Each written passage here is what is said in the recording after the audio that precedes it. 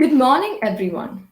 We have all gathered here to celebrate International Women's Day, as well as officially launch WIN-NITT, the Women's Inclusivity Network of NIT Trichy. This community was first conceptualized at GAM, the Global Alumni Meet, its main aim being to inspire and enable women of NIT-T to achieve their career aspirations through networking and support from NIT Trichy alumni. We are extremely grateful to our alumni for their invaluable support.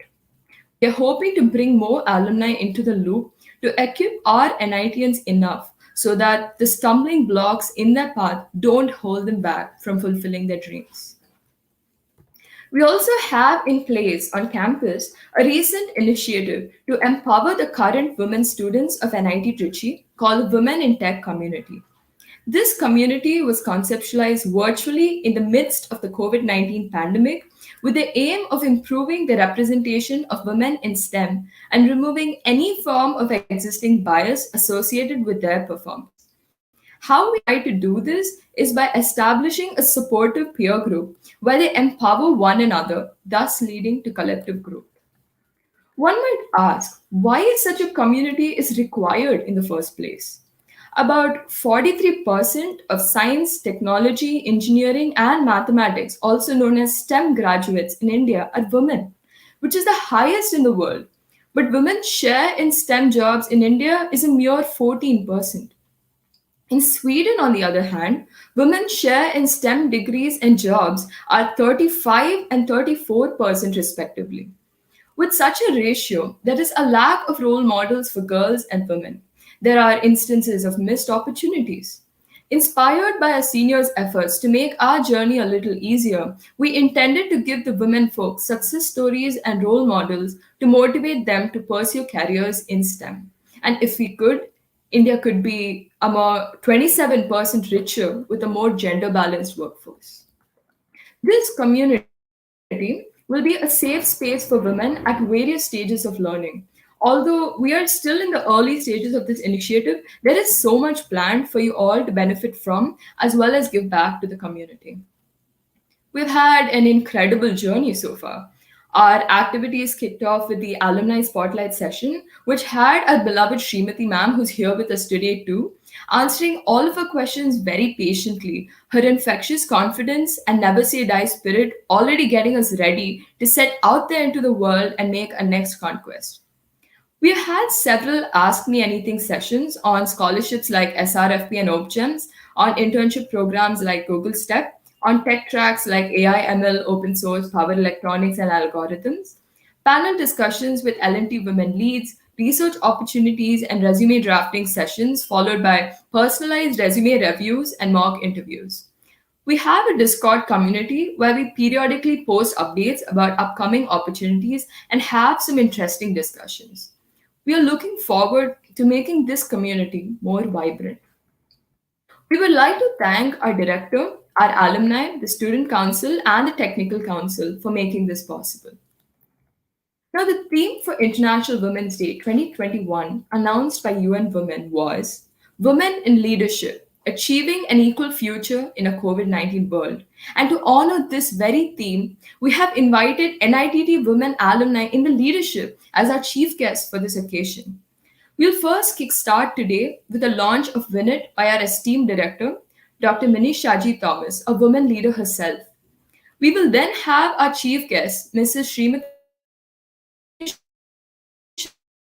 Shivshankar, Mrs. Raviti Khan, Ms. Shanti Rahman community. This will be followed by a panel discussion. Post lunch, which is at 1:30 p.m., we have a bunch of exciting events planned out for all of you. We have a scavenger hunt, we have coffee chats, we have a doodle session, and so on. There are goodies waiting for you too. So check out the live stream description down below for the team's meeting link of the post lunch session. And all of this, of course, would not have been possible without our honorable director, Dr. Shaji Thomas. As a woman, she has always been a staunch supporter of our efforts from inception until now. In no time, she facilitated the conduction of today's series of events from start to finish and obtained stellar alumni support in the blink of an eye to make the session possible. If not for her efforts, we wouldn't be marching ahead with the objective to do the best that we can to make this world a more diverse and inclusive place.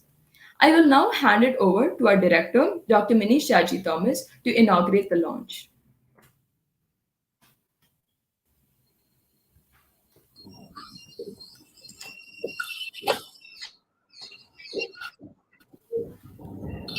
Good morning, everyone. Thank you, ma'am. Thank you, Sandhya. Thank you, Sandhya. I'm glad and excited that this event is happening today.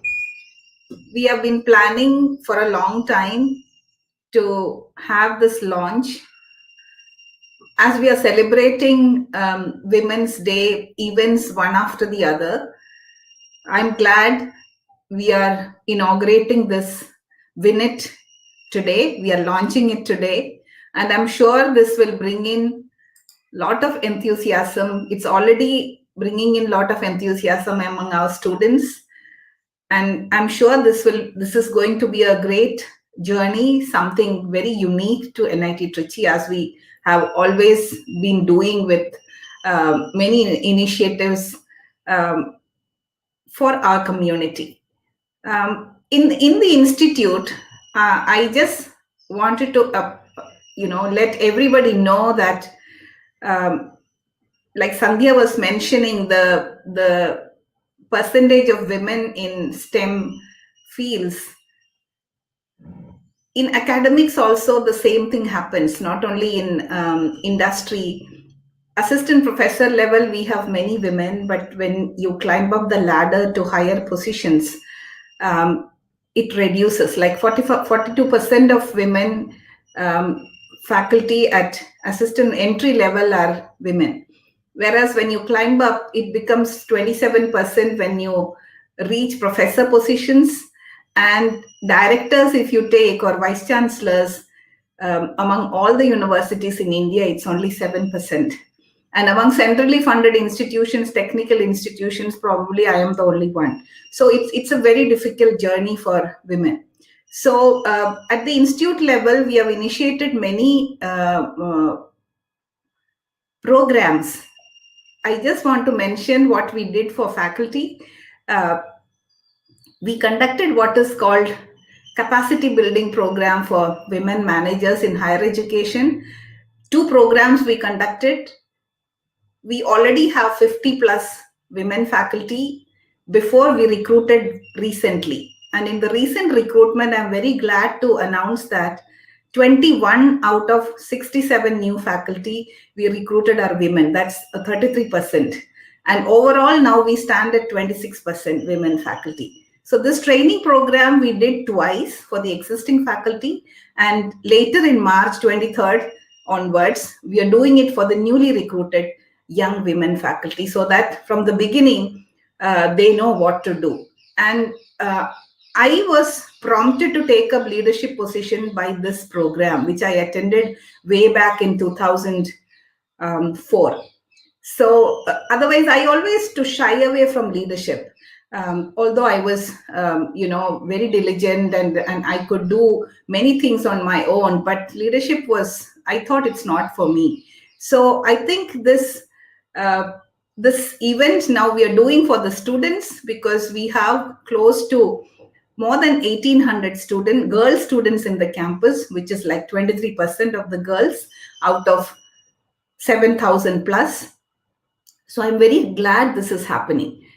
Now, the genesis of WIN-NITT is, of course, GAM.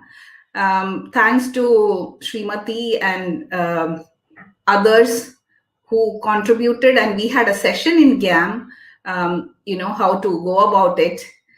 But then because of COVID and other things, we could not launch it initially.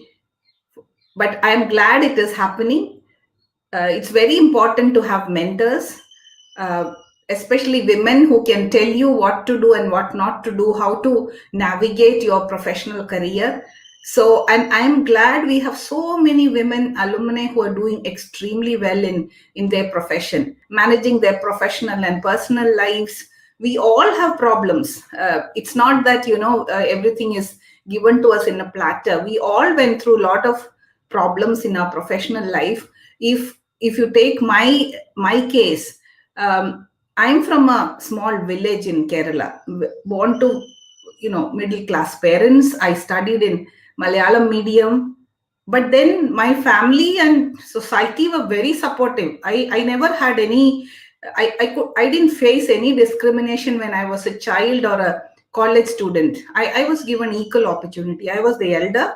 I have a brother. We had equal opportunity. There was absolutely no problem. But that's not the case with many women students nowadays, because once I started traveling across India and the world, I realized I was one of the lucky ones to be, considered equal when I was younger. But in professional life, I had a lot of hurdles, lot of problems, because of the climate was not conducive for a lady in a technical institute to come up and reach leadership positions. And there was no concept of mentors. There was no concept of there was no role model to look up to, etc., etc. So it was very difficult to find a mentor from alumni, because when I was a young professional, there was no alumni connect as now we have. And then how I found I have mentors. I could find my mentors from my professional society, IEEE. So when I started volunteering, when I started using my professional network, I could find mentors. And both, I have two mentors who still mentor me and help me in my profession. They are both men. So there's no it's not restricted to women. You can have mentors, men as well. But I'm glad a lot of our women alumni are already in leadership positions, and something more they can contribute, I feel, if a lady is mentoring another girl student. So it's so I have gained immensely from my mentors, because I have a problem professionally. I can discuss with them, they can give inputs. And one of my mentor is an academician. He's a very renowned professor, and the other one is a very renowned person working in industry. So I had best of both worlds, as I could get inputs from. So in my profession, I was always up to date with industry as to what is happening in the industry and about academics. So the point is, when you are there, when there are people to help you, why should you do it alone? Why would you do it alone? So it's just the connect which is missing. And I'm glad this is happening. I must congratulate the student council and all involved in making this happen. And we have a very exciting lineup of events. And before I go into that, I wish to thank Srimati from HCL, Raviti from Titan, Maggie, who has her own company now. Earlier, she was with Anita Borg Institute, and Shanti from Cognizant. I'm very glad at short notice they all agreed to participate. My greetings and my sincere thanks to each one of you for sparing time. And what we are planning is, today we are launching, and then we are rolling out mentor forms to the women alumni of the institute. The student council and the group who are conducting it has a very they have a very ambitious number of 1,000 mentors. I would wish that in the first phase, that is first phase from March 16 to 29, I'm sure we will be able to find at least 100. Then from March 30th to April 7th, we will be rolling out mentee forms to our students who are in the institute.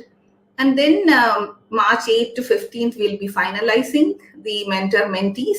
And from April 15th onwards, we are planning to start the mentoring.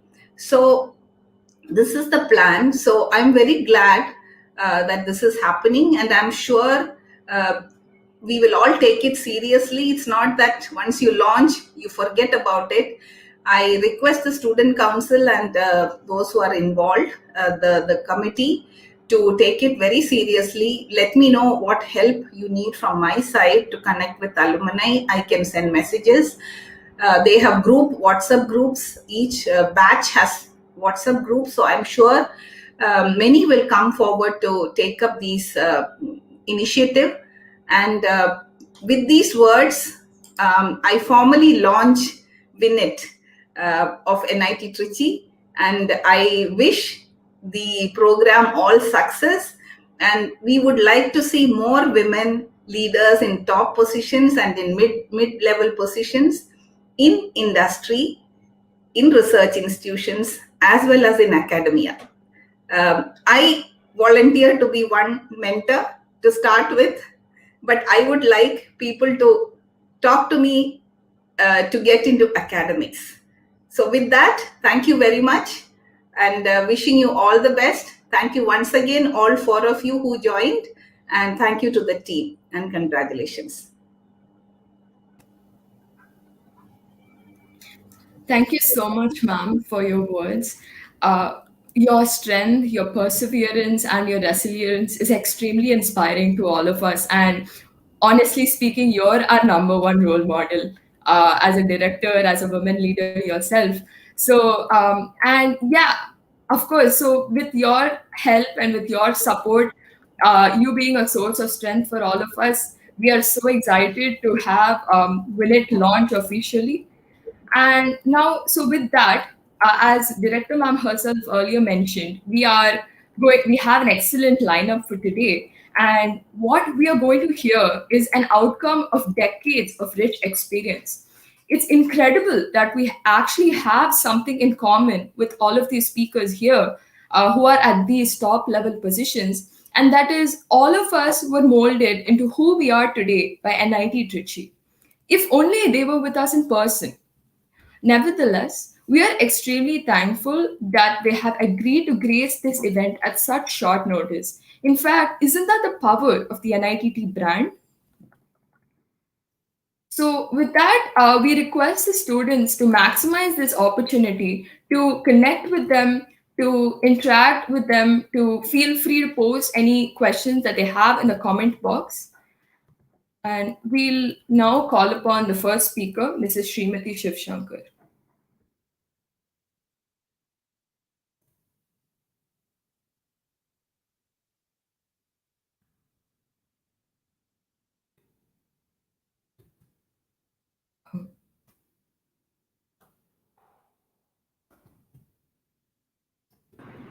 Okay.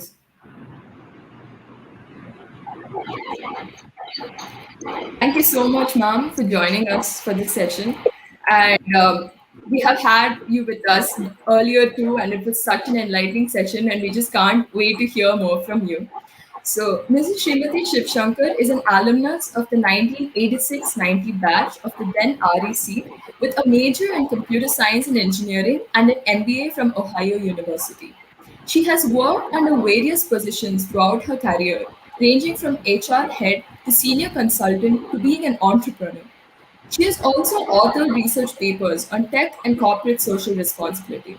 She has been an important member of many major committees and forums such as the NASCOM, UN Women, World Business Council for Sustainable Development, to name a few. She is currently a corporate vice president of HCL Technologies. She is also a distinguished alumna awardee of NIT Trichy, and rightfully so. This short introduction would do no justice to her wide range of work and achievements, and today we will have her deliver a talk titled Decade 21 Transformational Paths. Over to you, ma'am.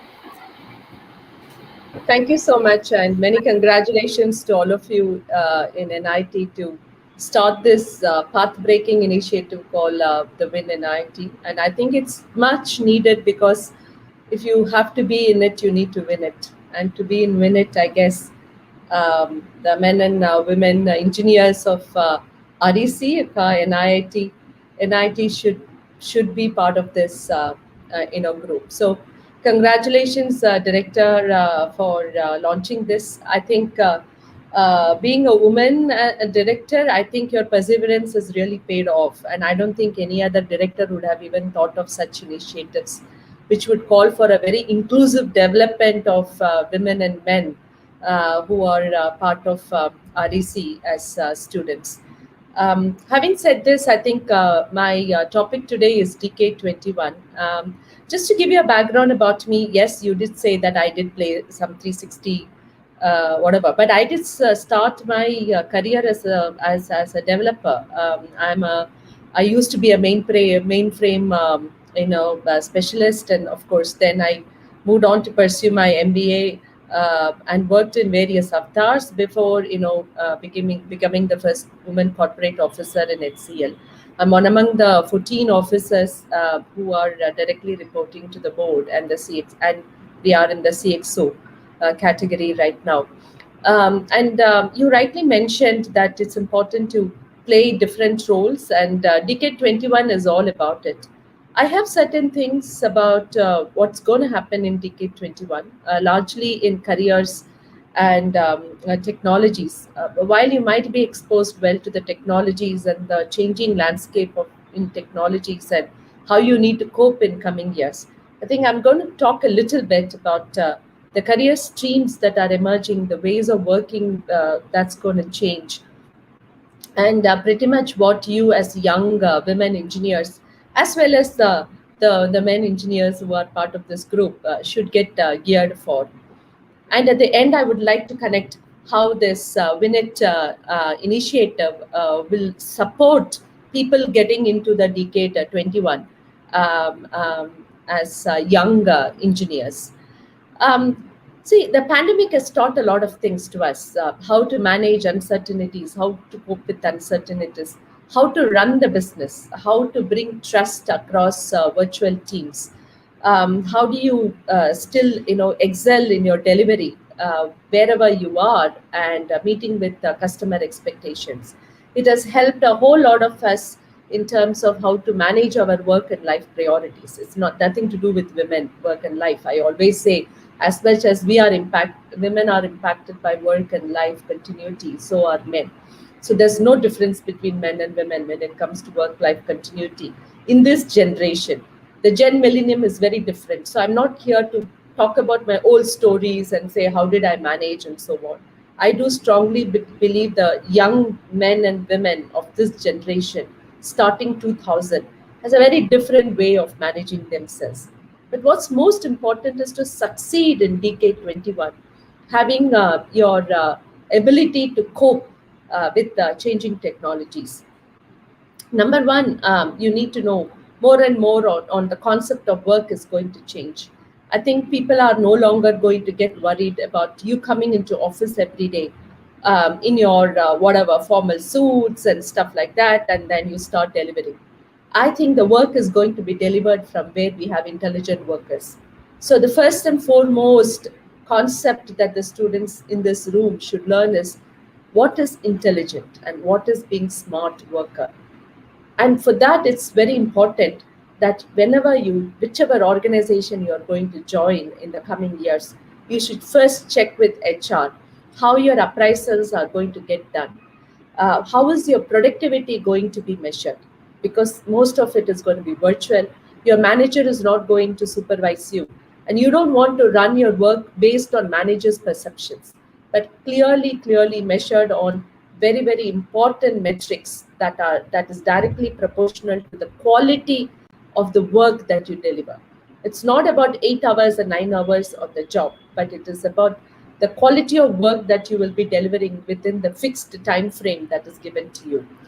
So I think that is very important for you to understand that how are you going to be measured on your work. Number two is the minute you know how are you going to be measured, you will also start changing your throughput.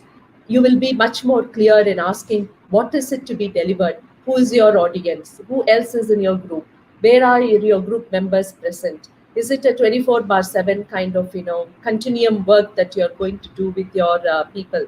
So you become location independent, you become culture independent, you also become technology independent in the coming years about how you deliver. So whatever the concept of DevOps and concept of Agile that you've been taught so far in your engineering group, whether you're going to be operating out of a shop floor, whether you're going to deliver from your home, being an IT engineer, it doesn't matter. You're going to be more and more agile. But the concept of agility is not what you're being taught in the class anymore. I think it will take exactly 15 to 20 days maximum if you are very smart to understand what it means to deliver in an agile work environment. That you should sense when you get into your jobs. You cannot take your textbooks and start mapping what you have read in the textbooks to what is happening in the environment, because each company is going to be very unique in defining what it means to have an agile work environment. So agile and agility in your thinking and the way you deliver is going to be very different in decade 21. So be smart and be shrewd and always sense the ground as to what is happening and how dynamically your environment is changing and how quickly you need to bring that agility thinking in your customer conversations, in building your solutions, in building your teams, and also presenting yourself at the right time. And that's important as part of the decade 21. The third important aspect which you need to know is more and more the concept of gig workers is going to come into the workplace. So as I speak to you, I head a business, and and it's kind of it's cut across geographies. And when I have to create my workforce, there is a certain percentage of my workers which is always going to be gig workers. I'm not going to expect them to come to regular office, work from 9 to 6, and then become full-time employees. And I start working around the benefits of a full-time employee. Not at all. I'm just going to look at people who can deliver quantum of work within a quantum technology space, and then would come in only for fixed number of hours. You will deliver, then you may just go and become an artist. You may be a part-time artist, you may be a part-time dancer, you may be whatever it is. There's no question asked, but you are there for fixed amount of time as part of gig worker, and then you come in. So the concept of gig workers is going to be the mantra of decade 21, and of course for the next 10 years. So the next 20 years of your concept, understand what it means to be a gig worker and to work in a gig economy. The fourth important point I want you, as especially the women in this group, and the reason as to why we have created WIN-NITT, I think that's something you need to know, is the concept of virtual water coolers. You all would have heard of what water cooler conversations are all about. So we just go and fetch a cup of coffee, we go and have a glass of water, then you start meeting people there and you start picking up conversations. Of course, you're all in social media. That's very different. But the water cooler concepts are conversations are very different from what you're doing in your virtual media as part of networking. There are certain signals that you're going to pick up. There are certain things you're going to say, oh, okay, this is a kind of business coming into my organization. Here are my opportunities. Oh, looks like I need to really be upskilled now. Otherwise, I'm going to lose the race. When I get upskilled, I also need to be cross-skilled in certain functional domains. Looks like I'm a financial services expert, but I do see something is really emerging in healthcare post-pandemic, and I cannot afford to just focus on my financial services as a domain. So where do I get opportunities to start sharpening my saw and then move into healthcare?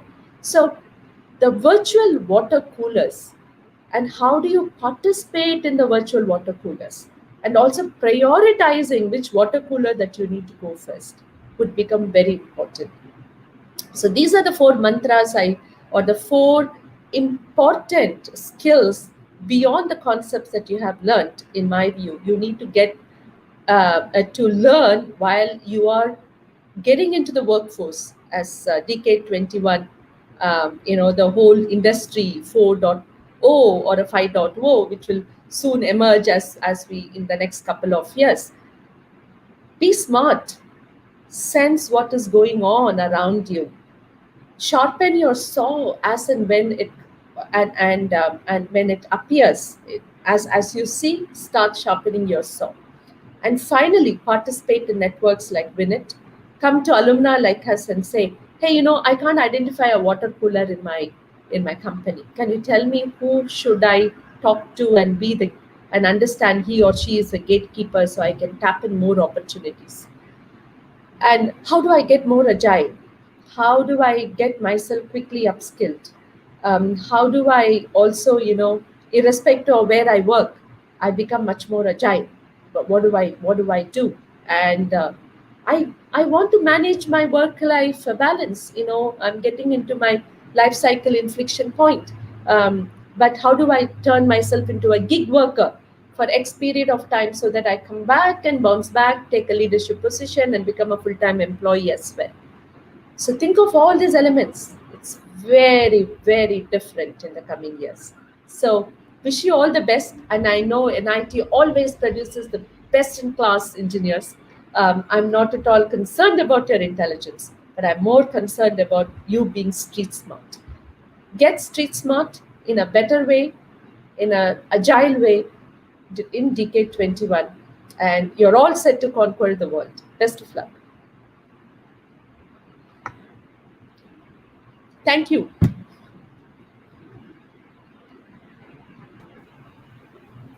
Thank you, ma'am. Indeed, the COVID-19 pandemic has really pushed us to go out of our comfort zone and question the strategies that we thought were the only strategies so far. And they forced us to adapt to changing times, changing technologies, changing situations. And indeed, whatever you said was like a lot of new strategies that we should try to bring in to wherever we go. So thank you so much once again for that very engaging talk. So we'll now move on to our next speaker, Mrs. Raviti Khan. So Mrs. Raviti Khan, this is her philosophy. From input and operational cause to manufacturing or coding, great designers understand the intersections between their work and the many other disciplines and professions. This philosophy is the philosophy that drove Mrs. Raviti Khan, an alumnus of Regional Engineering College, now NIT Trichy, from the MSc Operations Research Department, to achieve the zenith of success in design after switching over after her 10-year-long marketing career. Zenith of success in design, you ask? Oh, yes. She is the Chief Design Officer at Titan Company Limited, one of the largest watchmakers in the world that has also forayed into jewelry, eyewear, and fragrances. She commands a team of 95 designers, product designers, technical designers, engineers, trend researchers, graphic designers, and UX UI designers. We are so privileged to have her here with us today, here to talk about innovating business strategies through design. Over to you, ma'am. Thank you, Sandhya. Good morning, everybody. Director Dr. Minnie Thomas, my co-panelists, and my dear young friends. It's my absolute pleasure to be here today. I mean, I'm really connecting with NIT after ages, so it's a kind of a mixed feeling. There's a sense of nostalgia. At the same time, I feel hugely responsible. So thank you for having me, and it's fabulous to be here and to be listening. I mean, Srimati, that was a wonderful take on what's coming for the young students. And a very big congratulations to all of you for launching WIN-NITT. I think it's indeed a great initiative and truly need of the hour. And as you all have said, and as I heard Dr. Minnie mention in her opening remark, it's also about uplifting women by women. You know, it's like something special, and it's about mentoring, co-mentoring, ensuring that women really make it big. And I think it's a fantastic initiative, and all the very best to all of you to really make it successful, so that we see more and more women come up in career, more and more women in leadership position as we go along. Well, I have been invited here to speak about a topic which is of great interest to me, and it's over a period of time, it's become my career. It's about innovating business strategies through design. So before I get into that, and I know our topic today, it's more about women and leaders and how to get women to that position. So I would like to take it as a story, give some kind of nuggets as to how this has happened. And the very first thing I wish to talk about is design and me. From the introduction, you must have figured out that I passed out of NIT, REC then, and I did my master's in operations research and computer science. So no way connected to design in any manner. So when I graduated and I did my postgrad from there, I never thought I was ever going to be where I am today. And frankly, if you ask me, there is absolutely no connection with what I studied then and what I'm doing today. But what NIT did give me, or what REC did give me, is really the passport to enter an industry. Really, the name, the reputation of this institution greatly helped, propelled in my career. And thanks to the institute, I mean, I was fortunate. There was a campus recruitment to do the internship. I got in there, and the rest, as you say, is history. And I have been with the company for the last 30 years. And all you young guys would wonder, what is this? I mean, staying in one company for 30 years, it's not real, right? Today, you don't stay for more than 2 years in one company. But fortunately for me, I've had the opportunities to move around, do multiple things, different functions, different divisions, and get a very holistic kind of an experience across. Started off my career as a market researcher, then moved to marketing, international markets, did all of that. And that was almost consumed half of my career. The first 15 years of my life, I was very much into mainline business and looking at it. And when I came back to India, I think around 2005, I really wanted to do something different, something where I can really show some kind of a huge impact. And that's when this opportunity came by design. And, at that point in time, 15 years back, design was not really where it is, at least in title. It was definitely not there. It was considered as a function. Design was just a function. Design was more like, a support function of marketing and stuff.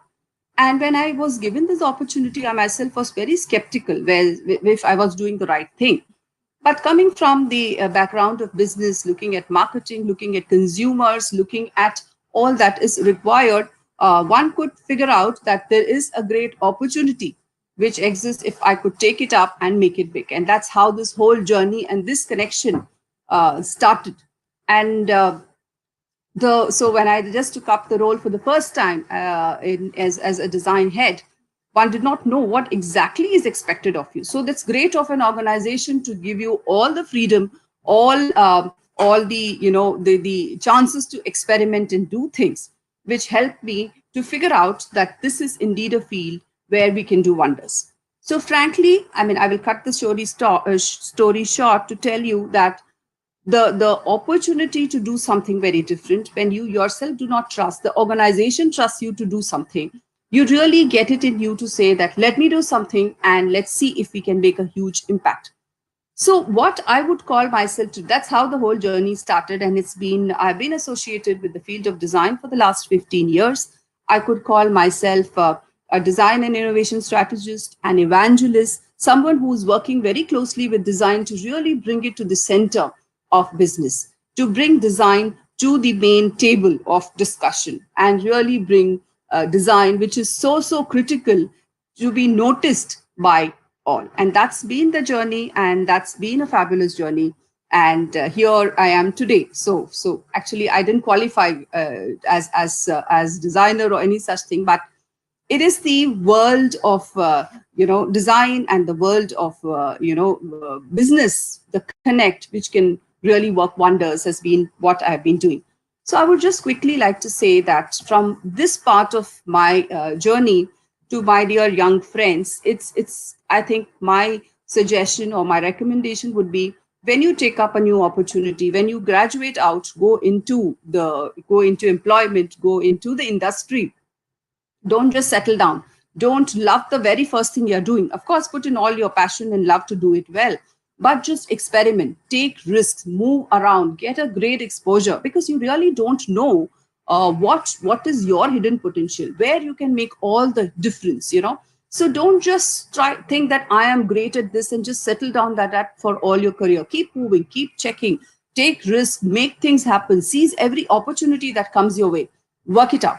You lose nothing, but you gain a holistic understanding, and it's actually, career is a journey. Career is a self-discovery process wherein at some stage you figure out that I'm great at this, I'm just loving what I'm doing, and I'm able to hugely make an impact on the organization. And so with that, I will move on to the main part of my talk today. So this is how I connected with design, and I have taken it forward for the last 15 years. So let me tell all of you, because I know most of you here are from the field of tech and you're all engineers. And I would like to actually demystify design. Unfortunately, there is a lot of misconception around design, and people think design, something looks beautiful, they say, yeah, beautifully designed. But does it mean that design is just superficial? Design is not just aesthetics. It's much, much more than aesthetics. Actually, in this 15 years, I have actually established that it is the most valuable strategic asset an organization can have in times like these, when changes happen every day. And design is really the true differentiator. When all things are democratized, the costs, the technology, and all of that, what truly differentiates is design.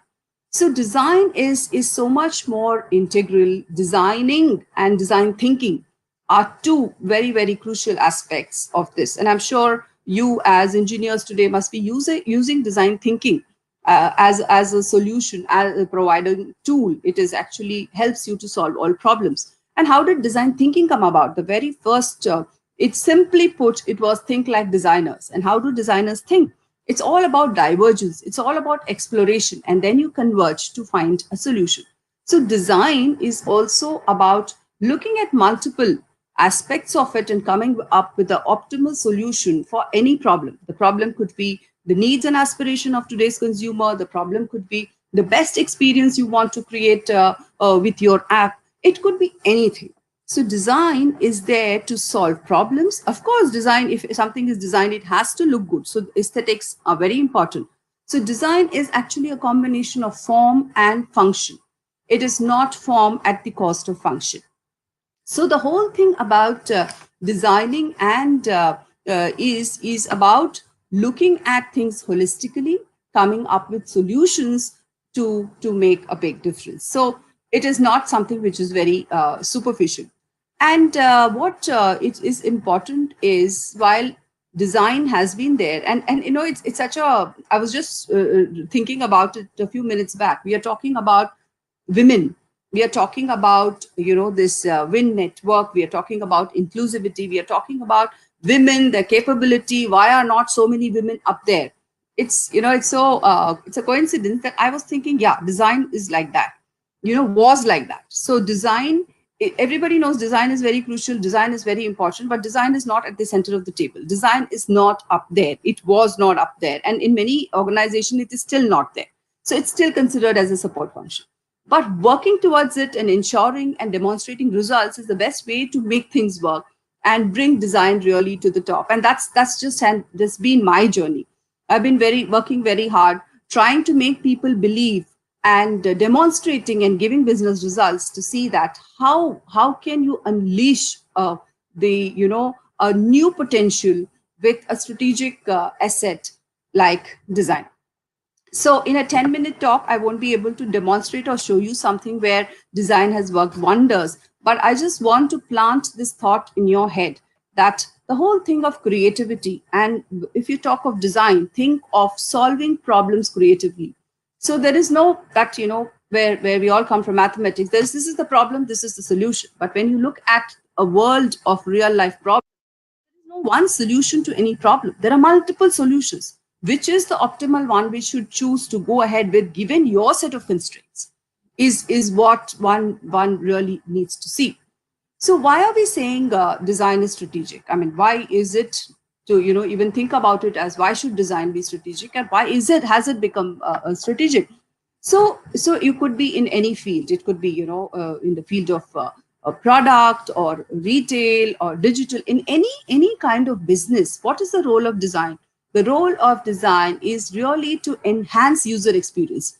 So if you're creating an app, the whole thing, what are you trying to figure out? How do you design the interaction part of it? How is the UI? How is the UX? How are you defining the experiences so that the end result which the user gets is of top quality. It is ultimate. So this has to be designed. This has to be thought through. And how does it work? It doesn't. Design can never work in isolation. The two, three important things for a design to be successful is to understand whom you are creating for. It could be a product, a service, and even this WIN-NITT, what you're doing. I mean, whatever you do, I mean, you're doing it for somebody, for a target audience, for a consumer segment. I mean, getting that clarity, getting deep insights about that particular consumer segment is really the starting point. So having understood the segment, having understood their, the aspirations, their needs, their lack, their latent wishes, all of that gives food for thought to understand, okay, if this is what this is what it looks like, what is it that we need to do? The other most important thing in design to be considered are the trends. All of us, I mean, we are all consumers and we are all impacted by macro trends, and a whole lot of mega trends, starting with mega trends, macro trends, and all of that. And we have seen last year, the pandemic year has really changed lives in a very big way. So the trends which are impacting us now are different from what was happening over a period of time. So as in a field of design, to be very sensitive to the changes which are happening in a daily life, which impact people, is very, very critical for the design to be sensitive about. So constantly looking at that, fine-tuning it for the audience whom you create, and having a great inspiration. So the three critical things which can define any design, it could be your interaction design, it could be a product design, it could be a service design, it could be anything. Before implementing it, it needs to be something which can flow seamlessly, which can actually create a great user experience. That's really the role of design. So when we do something, what and why should it become strategic? Design is, of course, what is the true differentiator today? Everybody talks about Apple and their products, and we pay a premium, and there is a big fan following, and all of that.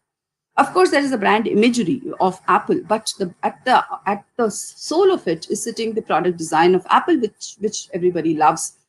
So the whole thing is about building, differentiating oneself, and design is one thing which can help you really differentiate from others. Design helps you to build value to the consumer. How do you provide that kind of a value to the consumer? Definitely improves profitability if you were to play the game right and create products which can be hugely, profitable. So really builds to the top line and the bottom line, and of course enhances imagery. So all of these are very, very critical aspects of design, which are very, very important from a business point of view. And the whole world of design and the world of business, they are actually very much interlinked and they are aligned. And when we are able to kind of align the two for maximum impact, that's when it's unleashed. So just to take a quick example of the company where I have worked all through my life, which is Titan. And when I joined Titan, it was a single brand, single category company. We made only watches, Titan Watches, and Titan Watches Limited was even the name of the company. And today, as we speak, Titan has diversified into watches, multiple brands in watches, jewelry, eyewear, fragrances, accessories, and saris. And the credit to Titan is we always believe in creating our own brands, our own products. We are as much a product company as we are a retail company. So I hope, and I'm sure that some of you would have experienced some of our brands somewhere or the other, because we are in most of the lifestyle categories, where at the heart of every brand is the product, and the heart of every product is really the design of the product. So what you create and new products, so there are, of course, metrics, the new products you create and how much of the impact is coming from new products. How many new consumers do walk in? How much is it adding through the business? How is the sell-through of every product? So there are very objective metrics which help you measure the impact of design. So this has been a thing. While it's at least at Titan, it's considered very important. But in India, I would say, unlike other countries, design is still not reached there. And since I am talking to academia, and since you're all students, I would like to end it by saying this, that with the given objective of Atmanirbhar Bharat and self-reliant India, it is manufacturing. If you got to create a world-class manufacturing hub, manufacturing in India is a great thing. It needs to be preceded by design in India. And hence, a lot more of people to be more sensitive to this aspect of design, of form, function, aesthetics, consumer experiences, all of that. I'm sure most of you guys are engineers. So I think the need of the hour is for engineers to become a lot more creative. That is, for engineers to think a lot more like designers. And also there is a need for designers to understand a lot of, the engineering aspect of it. Today, from an industry perspective, I see that as silos. There are these great colleges like NIT and a whole lot of engineering colleges where we have very good quality engineers passing out from. And then we have institutes like NID where we have got great designers. And there is a gap. And when you finally come to an industry, we clearly say design is upstream, manufacturing is downstream. What about midstream? That is where the gap is. So I think something for you to think about, something for you to ponder about, because when we become a world-class manufacturing hub and when we start doing it, we need to bring in the creativity, we need to bring in the sensitivity of a consumer thinking, even amongst engineers, so that you could create something which would be the most desirable experience for the consumers. So in my closing, I would just like to say to all my young friends, doesn't matter, gender doesn't matter. Set your sights just up there and do whatever is there in you, the best power in you, unleash it and make it work for you. And you will be very, very successful. So thanks for giving me the opportunity to speak to all of you. Thank you so much. Thank you, ma'am. I actually got reminded of an article that I read last year, which talks about the striking parallels between Megaphone Theory and design. So the Megaphone Theory states that the value of a prop in a play doesn't just, it's not just the object itself, but the motivation and the characterization that the actors in the play give to it. So in a similar way, even design, a value for good design is not just the design of the product, but I think it's about the conversation that it brings about, the discussions, and the understanding of it ignites. So thank you, ma'am. I think it resonates this. Thank you once again for a very thought-provoking talk. Thank you. Our next speaker is Mrs. Shanti Venkat Rahman. I would like to welcome her. She is a proud alumnus of NIT Trichy of the 1986 to 90 batch with a degree in electrical, electronics and communication engineering. She stood first in her state in the school board exams before joining our institute. After spending a 14-year stint in the manufacturing sector and heading various teams over the years, she is currently the Director of Delivery Excellence at Womxn. She has a career with the use of data-driven process for business benefits spanning over 20 years. She has a certified Six Sigma Black Belt in statistics. She is a lead auditor for ISO quality standards and CMMI model assessments. She also has a tremendous expertise in quantitative analytical techniques, predictive model building, and deployment. Today, we are very excited to have you here to enlighten us about data key to transform future of technology. Over to you. Yeah, thank you so much. A very good morning and right at good noon, I think, to all of you. Heartiest congratulations for setting up WIN-NITT and NIT, right? So we always, NIT, we have the habit of winning, starting something new. So I'm sure it will set trends for the other institutes as well. So heartiest congratulations to the director, madam, and the entire student council. So yeah, I feel very privileged and honored to be connecting back to the institution today. It's a very great honor and privilege because this topic is close to my heart, and so is the university, right? So I should also thank Raviti and Srimati for their wonderful lectures, and they also set trends of how important data is in our life. So with that, I'll probably get started. So I would start with a quote from Deming, who is the quality guru, who says that, in God we trust, rest all please bring data, right? So that is the quote, in God we trust, rest all please bring data. So this shows the importance of data in our day-to-day lives, right? So data is omnipresent, omnipotent, and omniscient, just like God. So that is the power given to data. And knowingly or unknowingly, right from our childhood, we have been using data in our day-to-day lives, right? So what is data all about? I think we all understand, but I just wanted to give a clear definition. So it is an objective representation of observed facts. So that is data all about. So it is not something that we are creating out of memory or something, right? We are just stating an event that happened in quantitative terms. So that is data all about. And data, when you talk about it, right, we use it for our day-to-day decision making. And our entire lives, at whatever age we are, and probably we don't want to reveal our ages here, whatever age we are, we have gone through multiple milestones for which we have been taking lot of decisions in a timely manner, right? And decisions make our life. It may be good or it may be a learning, whatever it may be. But what did we base our decisions on? So some decisions could be right as simple as which parlor do you go for a grooming today? What are the offers that are there? And what is the course that you take post your graduation? Do we do further higher studies or join a job? So many decisions that we take. Where do we invest? Which company to join?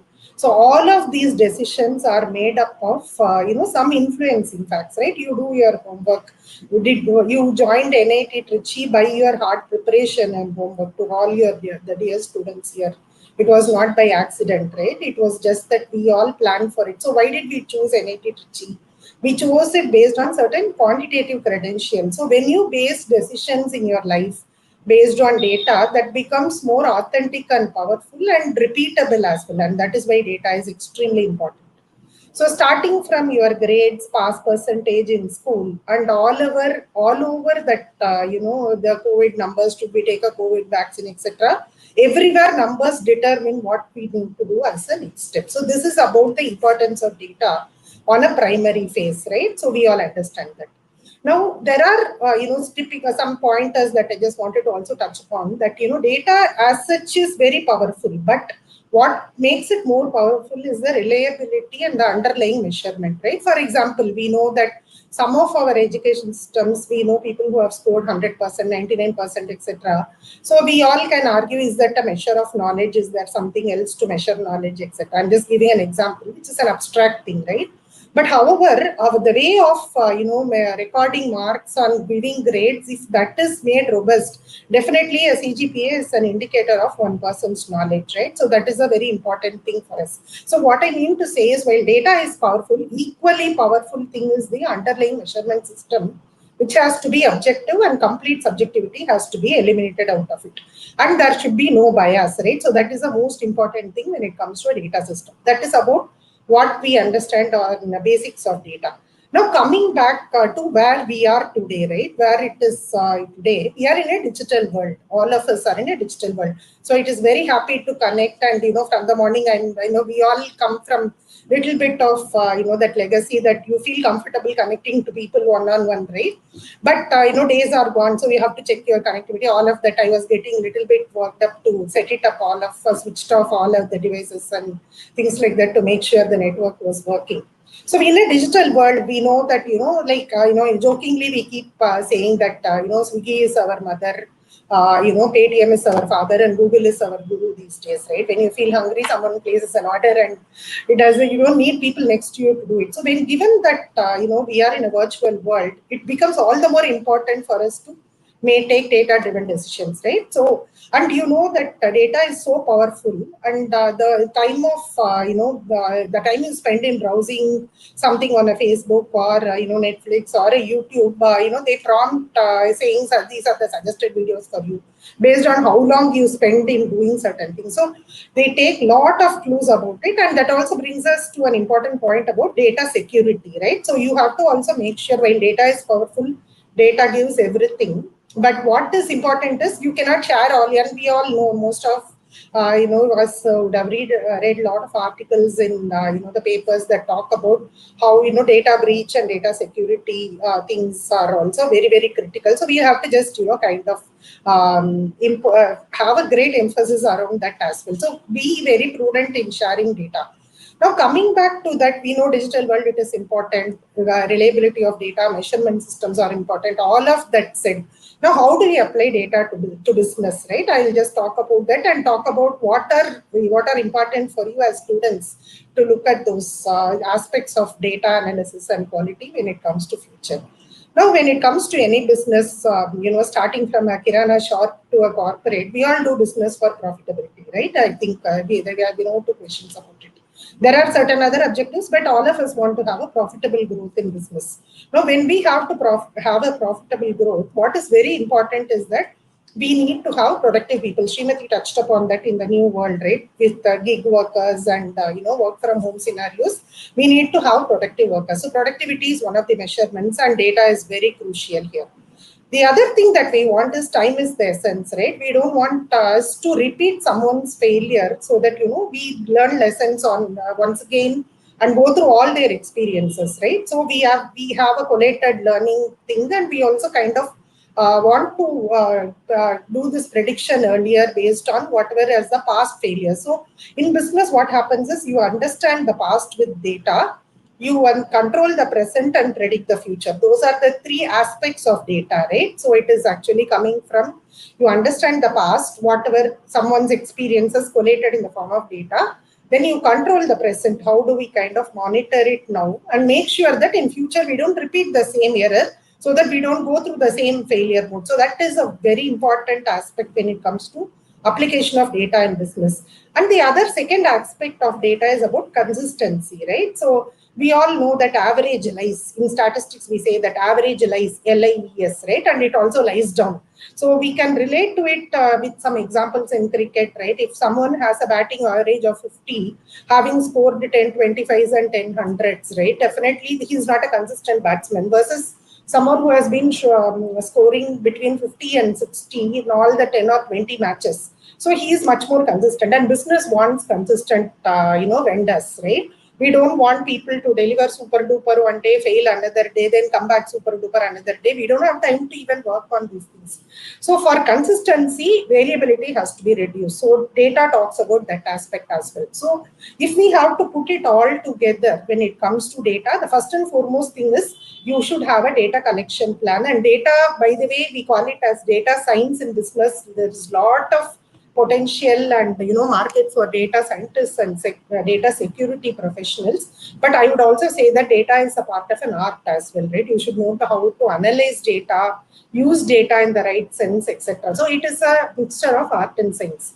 Now, to have a data, and it is a skill as well, right? Each one of you, whichever discipline of engineering or science that you would have been coming through, having data analysis as one of the skills in you is extremely crucial, and which involves deep empathy towards mathematics and understanding of the underlying data. And there are 7 QC tools or statistical tools that I would urge each one of you to probably reinforce yourself on. I'm sure you must have had it as part of your school, college, curriculum, etc. But please, those are the 7 QC tools are check sheet, which is a good template for data collection. That is the most important thing when it comes to data, right? Having to collect the right data with the right operation, definition, frequency, etc. So a check sheet is important.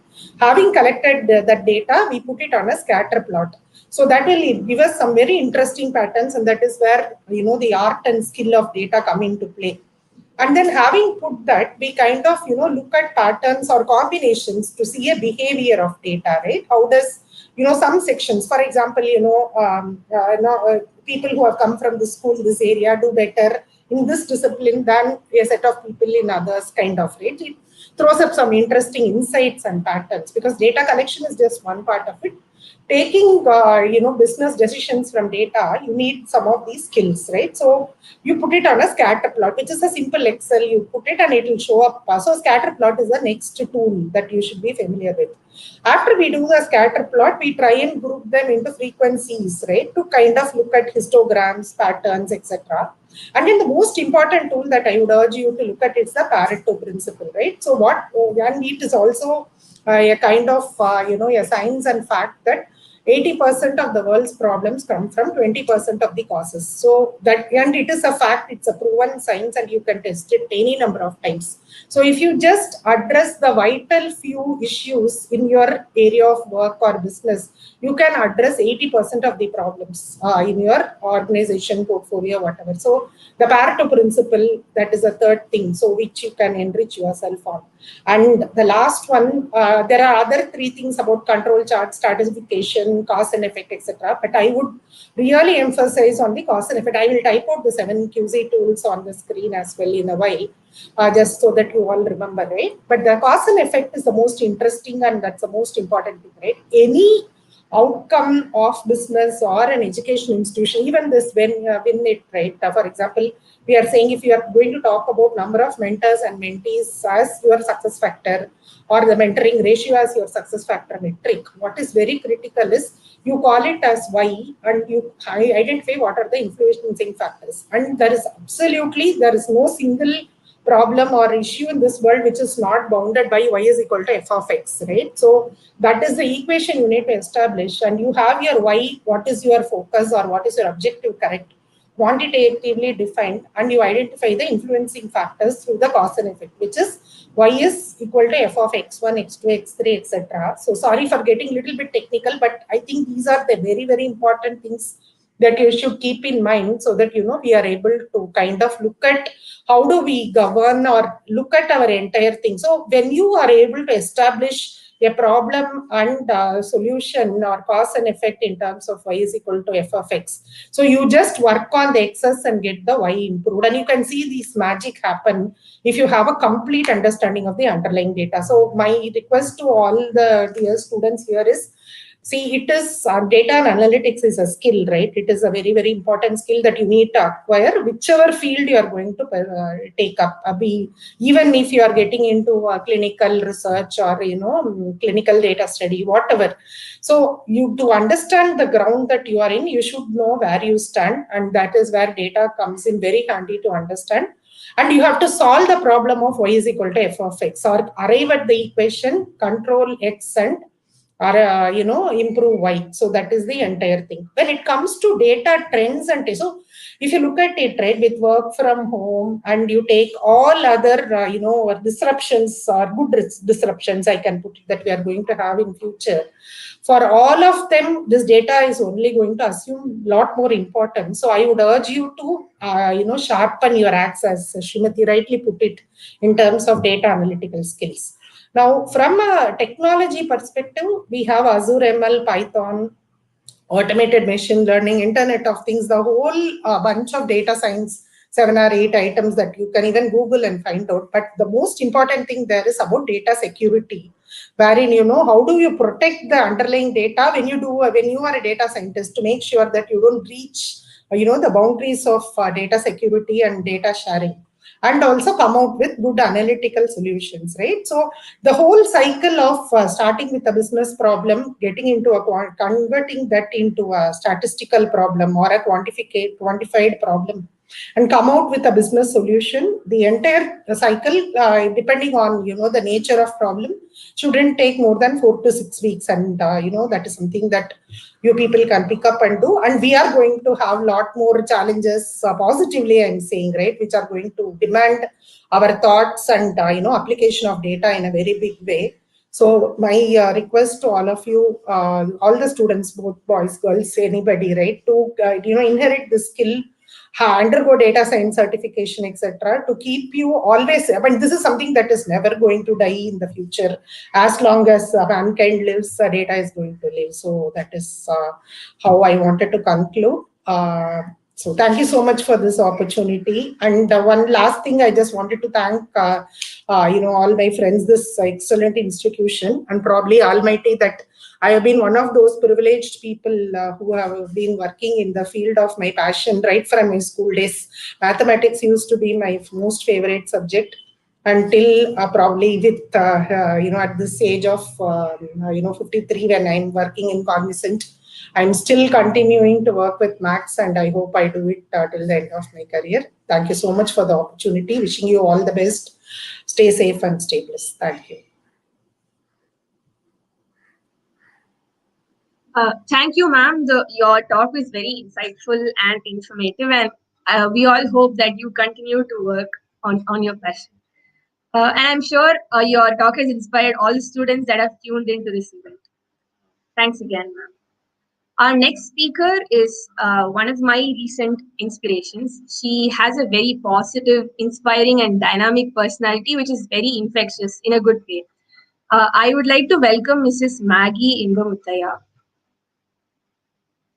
She is the CEO of Papatica Media, founder of Happy Feet, and the former managing director of Anita B. Orr, and is a proud alumnus of NIT Trichy from the 1996 batch. A postgraduate in HR management and organizational behavior from University of London, and a computer science engineer from NIT Trichy. She is an athlete, a yoga practitioner, and a teacher. She has previously worked with corporations including ANZ, Infosys, and Dell. She's an avid entrepreneur. She is the co-founder of Mandram, a platform to curate talks and ideas in native languages. She is also the co-founder of Employee Experts and Optimus Prime Solution. She has recently founded Happy Feet, her new venture to pursue her love for trekking. Having believed in ensuring equal opportunity for all, regardless of gender, social status, and background, she has always longed to do something different where she can see the impact of her work up close. We're extremely delighted to have her with us today to talk about diversity, inclusion, and equity in technology. Over to you, ma'am. Thank you so much, Navina, and thanks to Sandhya and team for being the background gears to put it all together. And I want to start with a big thanks to Director Ma'am. We've come a very long way. When I was in college in the final year, that was the first time we had someone to represent the women in the campus placements. So the campus rep team, which typically will have somebody from every department as part of it. That was the first time we said, okay, we need to have someone just to make sure all the girls are entering the campus interviews and are getting placed. And, I was the campus rep for the women's hostel, for the women's batch in my batch. From that, I'm just thinking how far we have come today to launch this. And this is something, it's a year's worth of work. We started talking about it in 2020. And of course, COVID pushed back a lot of things, but Director Ma'am kept at it. She would come back to us every few weeks and say, what are we doing? What are we doing? And here we are launching this formally. And I'm really, really happy to be here, to be part of this today. And Srimati, Raviti, and Shanti, such inspiring talks. I'm very grateful to be in your presence and to be talking along with you on the same stage today. My talk today, there are two pieces to it. One is about the diversity, inclusion, and equity in technology, and then really breaking the stereotypes. I'm going to, talk about these two things. I'll start with the word equity itself, right, and how far technology as an industry has come here, and what are the challenges you will face as you go into the industry. All said and college is a bubble. I mean, there are certainly things we come across even when we are students, but as students, there is a lot of ambition, there is a lot of confidence, and there is a lot of support, honestly speaking, to at least believe that we can get to where we can get to, right? And whereas the reality is that even in as late as last week, in one of the groups I am in, someone from Microsoft said, I have this wonderful technology role open, but I'm not getting any women to apply for it. And there was a beautiful program that was being run for women entrepreneurs with a huge grant that were being awarded. It was not for just women entrepreneurs, it was for all entrepreneurs in a young age, 0 to 5 years work experience is what that program was being run. And I heard that 0 women applied for it. So this is a problem I hear wherever I go is we just don't have women showing up for us to be able to even hire them and have them represent in the industry. Now, why do we even need women in all these places? I'm going to talk about one woman who many of you might have heard in the recent past. Is everyone aware of Dr. Swati Mohan? If not, you should look her up. So Dr. Swati Mohan is the brains behind launching the rover to Mars. She is the head of the team who made it all happen. Now, when women get behind technology and can make technology decisions, the entire world becomes a lot more inclusive. The reason I say that is today our world is governed by technology. Everything we do, Shanti ma'am just talked about how Swiggy is the mother, right? It's Swiggy or Google Pay or anything we do, right from making our payments, getting our food delivered, talking to our friends, and especially because of COVID, it's all because of technology.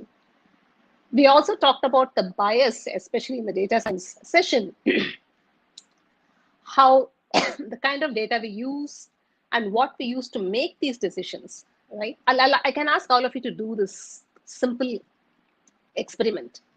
You go into Google and search for women and technology, just the two words. Depending on who you are, the algorithm will return different kind of search results. Men, if the Google identifies the users and the Chrome browser knows who's logged in, if the person is a man, it's going to return a certain different set of results versus if the person is a woman.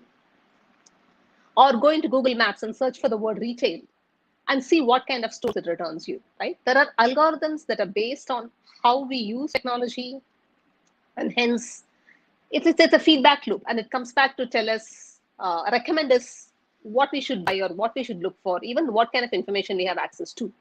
And this is where it becomes important for us to have women as part of the team writing these algorithms so that they are not biased and they're able to bring objective results for anyone who's getting into these systems. And the word equity becomes very important here because equity talks about the opportunity, not necessarily equality. Equality can get a little bit more difficult to implement, or even something. It's a bigger challenge than equity. Equity, I think, is really the root cause of where we are and why we are here. Equity means having access to the same opportunities, irrespective of gender.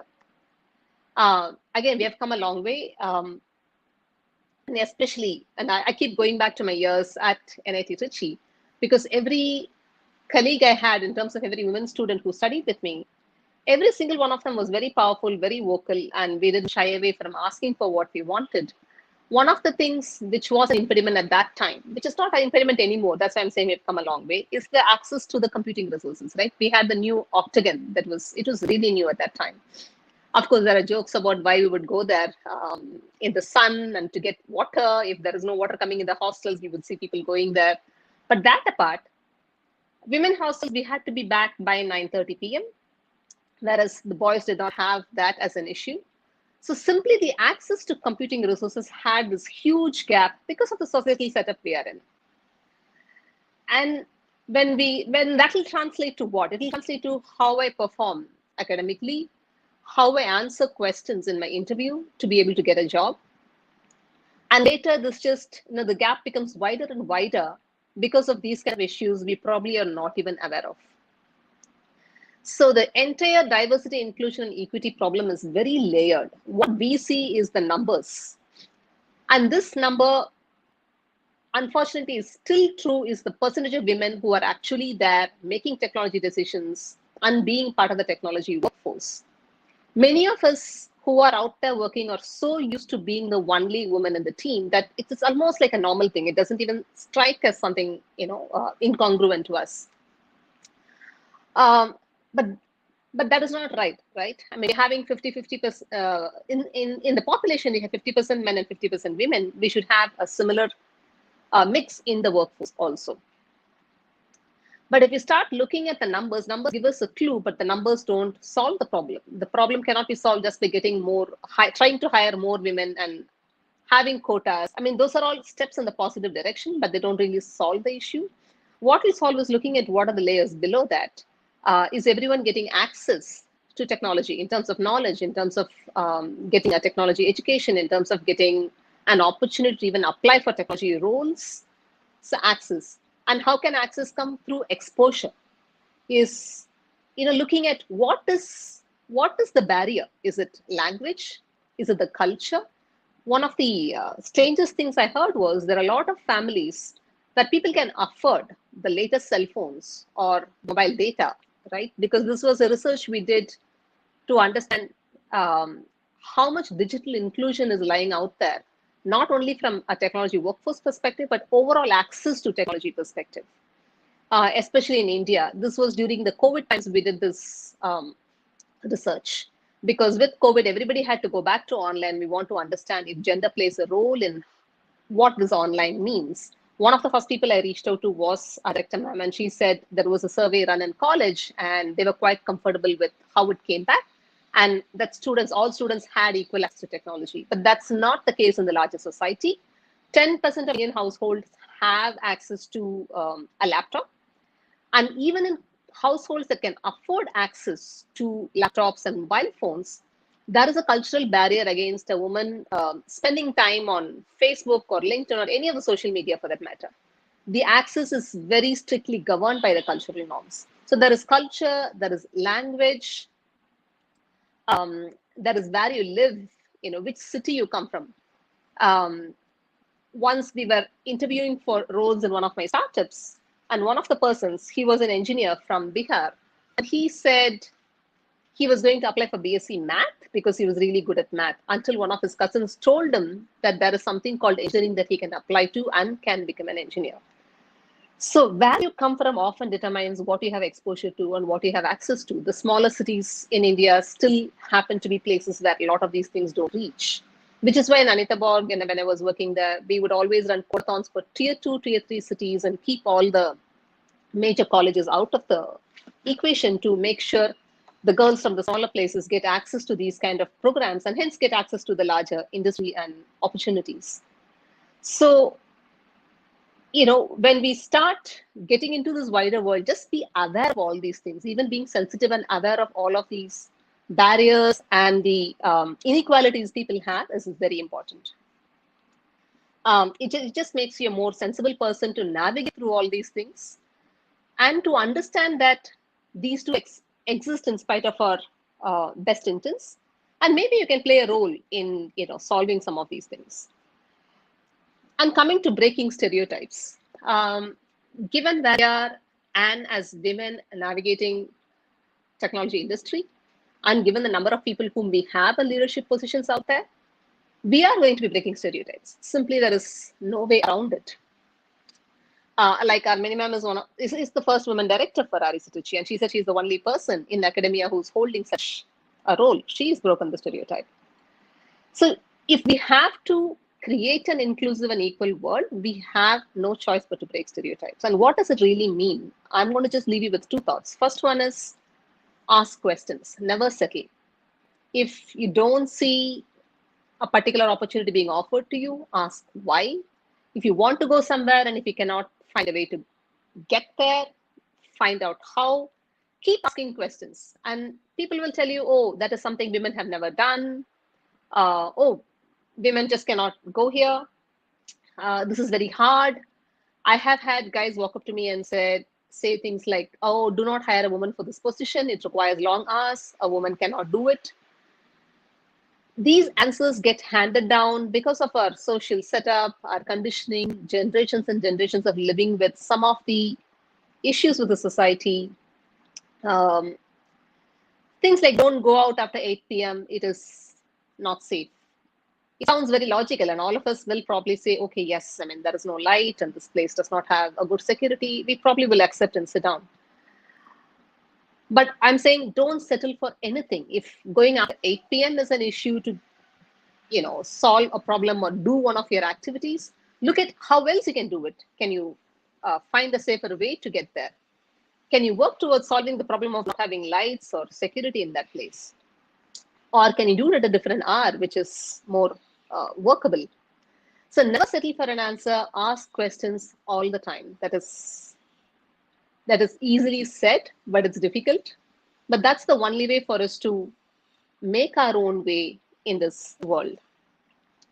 The second is, and this is very close to what we're doing today, launching this entire mentoring activity, is having your own advisors, people whom you can go to. I think everyone who spoke before me emphasized on having people who help them.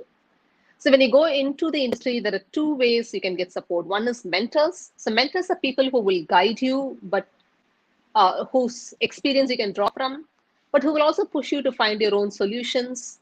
You could have personal mentors. You could have mentors for specific fields you're passionate in. You could have mentors within the company. So mentors are guides who will help you in many decisions, not just professional, but also personal. And let's just accept it. Yeah, we don't live in a world where these are very separate anymore. Our personal and professional lives are very, very mixed in every step of the way. And the second set of people who are sponsors. Sponsors are typically whom you will find within your organizations, typically your boss or your boss's boss, who totally believes in you and is part of the discussions where decisions are made about who gets the next most challenging project, who gets the next challenging role. And there is someone who's going to add positive points to your candidacy for a particular opportunity. It's important to have both mentors and sponsors for you to get to where you are. And reach out, network, ask, and cultivate these connections so that you can get there. And the simple thing, you may feel a little bit shy. You may feel like, oh my God, I am furthering my own career. Am I allowed to do it? You have to give yourself the permission to allow yourself to do it. It's not about being selfish. It's about being it's about being your own advocate. It's about valuing yourself. It's about understanding what is it you can contribute and making sure you do it with people who are willing to support you. Find those people who are willing to support you. It's not a selfish move to do that. Why is it not a selfish move? Because once you are there, you're going to elevate other women to get there as well. You're going to help other girls and other women to navigate this. So it is always paid forward. You probably will not be able to pay it back to these people who helped you, but you can always pay it forward. So there's nothing selfish about it. You are actually contributing to a larger cause and creating a newer world which is diverse and inclusive. That is what I'm going to stop with. I think I definitely went over my 10 minutes. Sorry about that. But yeah, open for the next part of what we're doing into Q&A, I think. Thank you so much for having me and for the opportunity. I always love being part of these discussions. Thank you, ma'am. That your insights were very lovely, and I'm sure people understood the importance of networking and being an advocate for our own skills. With that, we will move on to the panel discussion part of the forenoon session. I welcome all panelists to join us on screen for the Q&A session.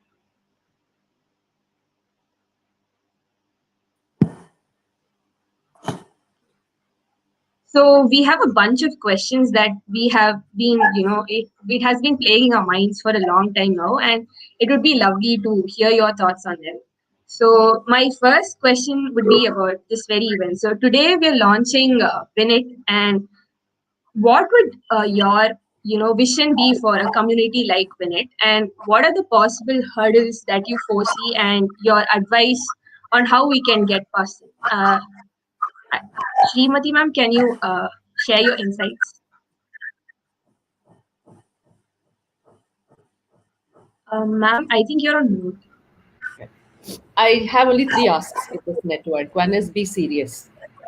Many of us take such networks for granted and we think it's like a social network, a little bit of creating a wow factor. It's not so. So if you want to be part of the network, and now that we know the college itself has invested efforts and time with Dr. Thomas herself chairing the whole program. And alumni also Okay, I displaying. think we lost her here. Can you hear me? Yeah, yes. Yeah. Can I? Now, I was just saying that I think others should go on mute, then you won't have the echo. Okay. Yeah. Yeah. So I'm just saying that it's important to be serious. If you want to be part of a network like this, where we have the college, the director and the alumni and senior cadres of the college trying to invest time and efforts, people who enroll into the network should be serious about this network. That's most important. Second is there must be a sense of purpose. If people enroll into the program, they actually have to put down a specific set of goals that they want to achieve by being part of the network. So it's not about knowing each other, but it's also about what you want to know beyond just knowing. Number two. And number three is certainly this network people should know it's a professional network. It's a your alternate to your LinkedIn. It's an alternate to anything else that you would want to know, even your future Naukri, right? So you're not really going to look at this as your personal network, but this is a professional network. So being serious, putting down in a piece of paper what you want to get out of this network. And number three is seeing this as a professional peer network. I think that would just change the whole scope of looking at what the WIN-NITT is all for. That's my sincere request. Absolutely, ma'am.